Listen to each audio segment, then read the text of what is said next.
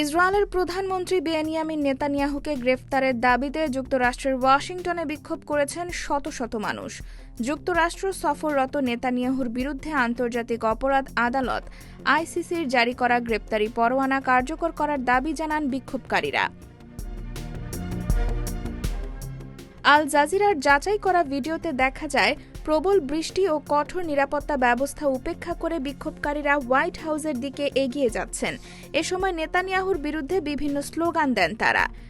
এদিকে কয়েকজন বিক্ষোভকারী জর্জ টাউনের ফোর সিজনস হোটেলের লবিতে প্রবেশ করেন। সেখানে নেতানিয়াহু রাতের খাবার খাচ্ছিলেন বলে জানা যায়। পরে নিরাপত্তা কর্মীরা বিক্ষোভকারীদের হোটেল থেকে সরিয়ে দেন। গাজায় ইসরায়েলের সামরিক অভিযানের সময় যুদ্ধাপরাধ ও মানবতা বিরোধী অপরাধের অভিযোগে ২০২৪ সালে নেতানিয়াহু ও ইসরায়েলের সাবেক প্রতিরক্ষা মন্ত্রী ইয়োভ গ্যালান্টের বিরুদ্ধে গ্রেপ্তারি পরোয়ানা জারি করে ICC.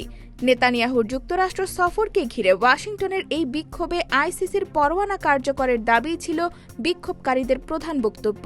IBTV USA, new York.